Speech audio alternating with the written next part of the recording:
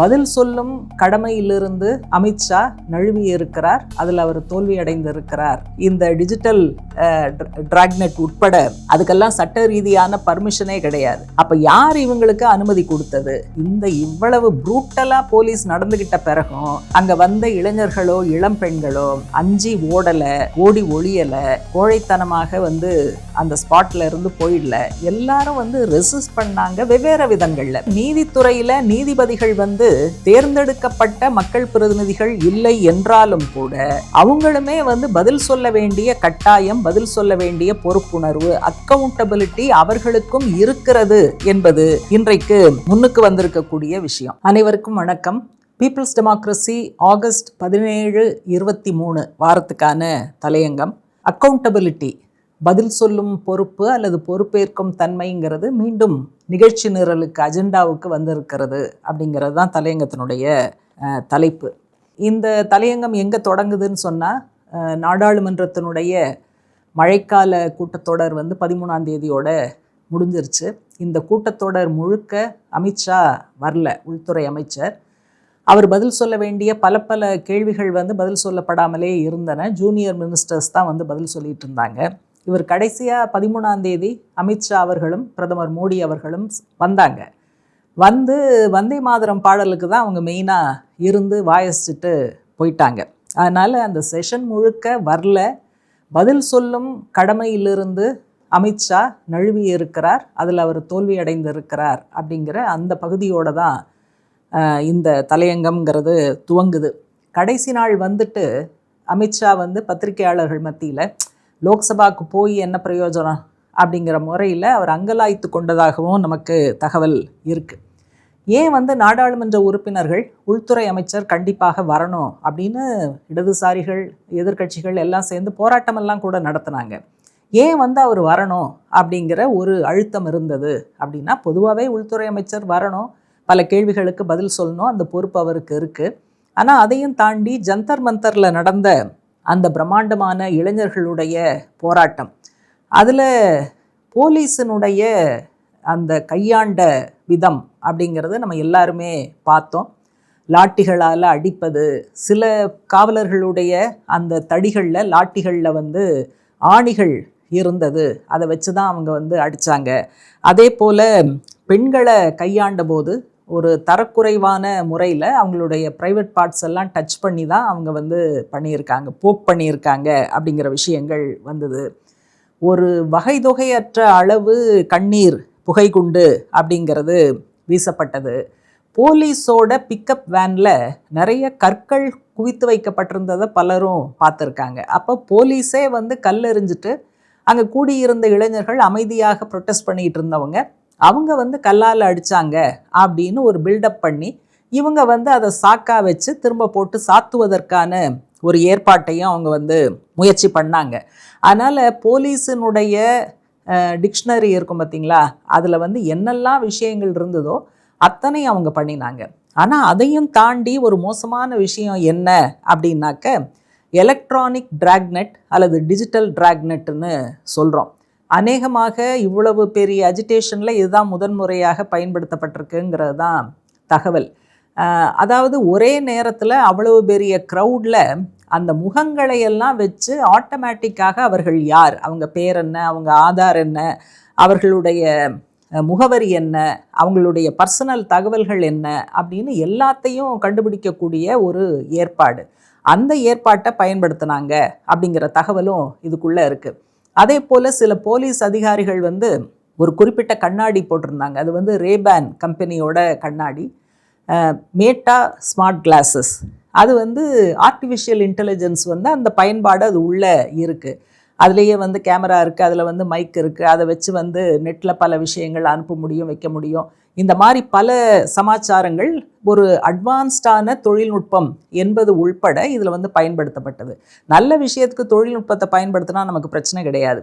ஆனால் போராட்டத்தில் கலந்து கொள்ளக்கூடிய இளைஞர்களுடைய பின்புலம் என்ன என்பதை கண்டறிந்து பின்னால் அவர்களை பழிவாங்குவது அப்படிதான் அரசாங்கத்தினுடைய நோக்கமாக இருக்க முடியும், காவல்துறையினுடைய நோக்கமாக இருக்க முடியும். அதனால் இது இவ்வளவு மோசமாக டெல்லி போலீஸ் ஜூலை 20ஆம் தேதி நடந்திருக்கிறது. இப்போ இப்போ இந்த மாதிரியாக அவங்க செஞ்ச பல விஷயங்கள், இந்த டிஜிட்டல் டிராக்நெட் உட்பட அதுக்கெல்லாம் சட்ட ரீதியான பர்மிஷனே கிடையாது. அப்போ யார் இவங்களுக்கு அனுமதி கொடுத்தது, யாருக்கு இந்த அதிகாரம் இருக்குது அப்படிங்கிற கேள்விக்கு பதில் சொல்லணுமா வேண்டாமா? அதனால தான் நாடாளுமன்ற உறுப்பினர்கள் அமித்ஷா வரணும், உள்துறை அமைச்சர் வரணும், இதுக்கெல்லாம் பதில் சொல்லணும் அப்படிங்கிற முறையில் ஒரு பெரிய அளவு அவங்க ஆர்ப்பாட்டமெல்லாம் பண்ணாங்க, சபையிலையும் கேட்டாங்க. ஆனால் அமித்ஷா இந்த மாதிரி முக்கியமான விஷயங்களுக்கெல்லாம் பதில் சொல்ல மாட்டார், நழுவிடுவார், தப்பிச்சுக்குவார். நீங்கள் கொஞ்சம் யோசிச்சு பாருங்கள், பெஹல்காம் எல்லாருக்கும் ஞாபகம் இருக்கும். தீவிரவாதிகள் அத்தனை பேர் வந்தாங்க. ஏப்ரல் 22 தீவிரவாதிகளுடைய தாக்குதல்னால 26 அப்பாவி இந்தியர்கள் கொல்லப்பட்டதெல்லாம் நம்ம பார்த்தோம். நாட்டையே உலுக்கிய நிகழ்ச்சி. அதில் ஒரு கேள்வி விடாமல் எல்லா தரப்பும் கேட்டுக்கிட்டு இருந்தது. அது எப்படி உளவுத்துறைக்கு தெரியாமல், யாருக்கும் தெரியாமல் இவ்வளவு தீவிரவாதிகள் துப்பாக்கியோடும் மற்ற நவீனமான தளவாடங்களோடும் பெஹல்காம்குள்ளே எப்படி நுழைஞ்சாங்க, உங்கள் கண்ணில் மண்ணை தூவிட்டு எப்படி உள்ளே வந்தாங்க, வேலையை முடிச்சுட்டு எப்படி திரும்பி போனாங்க அப்படிங்கிற கேள்விக்கு இன்னைக்கு வரைக்கும் பதில் இல்லை. அதனால் இப்போ ஜூலை 20 ஜந்தர் மந்தரில் காவல்துறை செய்த அந்த கொடூரங்கள், அநியாயங்களுக்கு கூட அமித்ஷா கடைசி வரைக்கும் பதில் சொல்வாராங்கிறது நமக்கு தெரியலை. அதனால் இந்த ஒரு முக்கியமான அம்சம் நாடாளுமன்றத்தில் விவாதத்துக்கு எடுத்துக்கொள்ளப்பட வேண்டும். மக்கள் பிரதிநிதிகளுக்கு பதில் சொல்ல வேண்டும். நாட்டு மக்களுக்கு அதற்கான விளக்கம் தெரிய வேண்டும். இதற்கான பொறுப்பும் கடமையும் உள்துறை அமைச்சருக்கு இருக்கிறது என்று திரும்ப திரும்ப எதிர்க்கட்சி உறுப்பினர்கள் சொன்ன பிறகும் அமித்ஷா அவர்கள் வரவில்லை, அந்த விளக்கத்தை தரவில்லை அப்படிங்கிறத நம்ம கண்டிப்பாக கணக்கில் எடுக்கணும். ஆனால் இவ்வளவு பெரிய விஷயத்தில் நமக்கு ஓரளவு மனமகிழ்ச்சியை அளிக்கக்கூடிய அம்சம் என்னன்னா, இவ்வளவு ப்ரூட்டலாக போலீஸ் நடந்துக்கிட்ட பிறகும் அங்கே வந்த இளைஞர்களோ இளம் பெண்களோ அஞ்சி ஓடலை, ஓடி ஒளியலை, கோழைத்தனமாக அந்த ஸ்பாட்டில் இருந்து போயிடல. எல்லாரும் ரெசிஸ்ட் பண்ணாங்க, வெவ்வேறு விதங்களில் தமாஷாக பண்ணாங்க, கோமா பண்ணாங்க, எல்லா விதங்கள்லையும் பண்ணாங்க. அதனால் அது இன்றைய இளைஞர்கள் இந்த போலீஸினுடைய அடக்குமுறைக்கு அல்லது ஆட்சியாளர்களுடைய அடக்குமுறைக்கு அஞ்சவில்லை அப்படிங்கிறது இவ்வளவு பெரிய கொடூரம் நடந்ததில் அது ஓரளவுக்கு நமக்கு மன நிறைவை தருகிற விஷயமா இருக்குது. அதே போல் நீதித்துறை, அதை எதிர்த்தும் இந்த காலகட்டத்தில் நம்முடைய இளைஞர்கள் எதிர்வினை ஆற்றி இருப்பது கூட நல்ல விஷயந்தான். நால்சார் பல்கலைக்கழகம் லா யூனிவர்சிட்டி ஒன்று இருக்குது. அதில் அந்த நிர்வாகம் சீஃப் ஜஸ்டிஸ் ஆஃப் இந்தியாவை பேச கூப்பிட்டுருக்கு. அதாவது எந்த சீஃப் ஜஸ்டிஸ் ஆஃப் இந்தியா இந்த இளைஞர்களை எல்லாம் வேலை வெட்டி இல்லாதவங்க கற்பாம்பூச்சின்னு சொன்னார் பார்த்தீங்களா, அவரை நால்சார் லா பல்கலைக்கழகத்தில் ஏதோ ஒரு விஷயத்தில் அவர் ஸ்பீச் கொடுக்கணும் அப்படின்னு அந்த பல்கலைக்கழக நிர்வாகம் அழைத்தது. ஆனால் அவர் வரவே கூடாது அப்படின்னு சொல்லி அந்த பல்கலைக்கழகத்தில் படிக்கக்கூடிய மாணவர்கள் ஒரே போட்டாங்க. அவர்கள் மட்டும் சொல்லலை, அதுக்கு பக்கத்தில் இருக்கக்கூடிய இன்னொரு லா யூனிவர்சிட்டி அந்த மாணவர்களும் அங்கேயும் சீஃப் ஜஸ்டிஸை வேற ஏதோ ஒரு விஷயமா கூப்பிட்டுருந்தாங்க.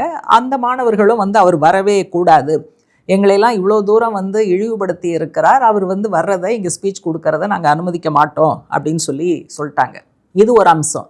இவங்க இந்த மாதிரி பண்ண உடனே பார் கவுன்சில் ஆஃப் இந்தியா அதனுடைய பிரசிடென்ட் ராஜ்யசபா எம்பியாக இருக்கார். அவர் பிஜேபி.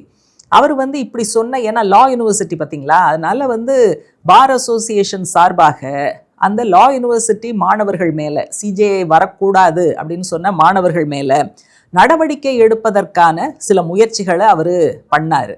அவர் அந்த முயற்சிகள் பண்ண ஆரம்பித்த உடனேயே ஏராளமான சீனியர் வழக்கறிஞர்கள் உட்பட, பார் மெம்பர்கள் உட்பட அவங்களே எதிர்ப்பு தெரிவிச்சிட்டாங்க. இப்படியெல்லாம் பண்ணக்கூடாது, மாணவர்கள் சொல்கிறதுக்கு அவங்களுக்கு அதிகாரம் இருக்குது, உரிமை இருக்குது, அதுக்காக நீங்கள் எப்படி நடவடிக்கை எடுக்க முடியும் அப்படின்னு நடவடிக்கை எடுக்க முயற்சி செய்த அந்த பார் கவுன்சிலோட பிரசிடெண்ட்டை விமர்சனம் செய்வதுங்கிறது ரொம்ப அதிகமாக ஆயிடுச்சு.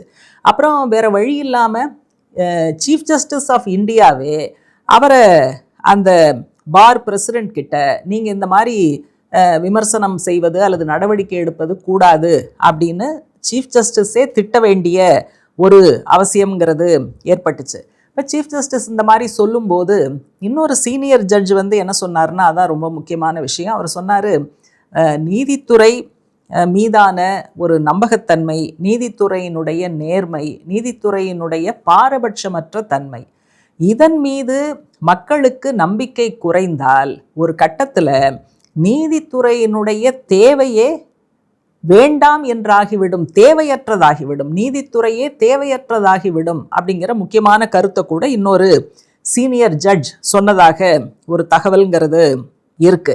அதனால நீதித்துறையில நீதிபதிகள் தேர்ந்தெடுக்கப்பட்ட மக்கள் பிரதிநிதிகள் இல்லை என்றாலும் கூட அவங்களுமே பதில் சொல்ல வேண்டிய கட்டாயம், பதில் சொல்ல வேண்டிய பொறுப்புணர்வு, அக்கவுண்டபிலிட்டி அவர்களுக்கும் இருக்கிறது என்பது இன்றைக்கு முன்னுக்கு வந்திருக்கக்கூடிய விஷயம். அதனால அரசியல்வாதிகள் அக்கௌண்டபிலிட்டியோட இருக்கணும், நீதித்துறையினர் அக்கௌண்டபிலிட்டியோட இருக்கணும்னு நம்ம பேசும்போது ஒரே ஒரு இன்ஸ்டிடியூஷன் மட்டும் அக்கௌண்டபிலிட்டிக்கு எங்களுக்கும் சம்மந்தமே இல்லைன்னு சொல்லிட்டு இருக்கு. அதுதான் எலெக்ஷன் கமிஷன் ஆஃப் இந்தியா, தேர்தல் ஆணையம். அது அவங்க போகிற போக்கில் தான் பண்ணிக்கிட்டு இருக்காங்க. எஸ்ஐஆர் மூலமாக லட்சக்கணக்கான வாக்காளர்களுடைய வாக்குரிமை பறிக்கப்பட்டு இருக்கிறது அப்படிங்கிறதெல்லாம் நம்ம கவலையோட பார்க்க வேண்டியிருக்கு. அதனால் இன்றைய காலகட்டத்தில் இந்த அக்கௌண்டபிலிட்டிங்கிற விஷயம் மீண்டும் அஜெண்டாவுக்கு வந்திருப்பதுங்கிறத ஒரு நல்ல அம்சமாக பார்க்குறோம். இந்தியா ஜனநாயக நாடுன்னு சொல்லும்போது இந்த ஜனநாயகத்துக்கு தேவைப்படுகிற பல விஷயங்கள் இருந்தாலும் இன்னைக்கு தேதியில் குறைஞ்சபட்சம் டிரான்ஸ்பரன்சி, வெளிப்படைத்தன்மை, அக்கௌண்டபிலிட்டி, பதில் சொல்லும் பொறுப்புணர்வு, இந்த ரெண்டும் இருந்தாலே இருக்கிற டெமோக்ரஸியை பாதுகாக்க முடியும். அதனால் குறைந்தபட்சம் இந்த இரண்டுக்கான போராட்டங்கள், குரல்கள் ஒலிக்க வேண்டும், உயர வேண்டும் அப்படிங்கிறது தான் தலையங்கத்தினுடைய சாராம்சம்.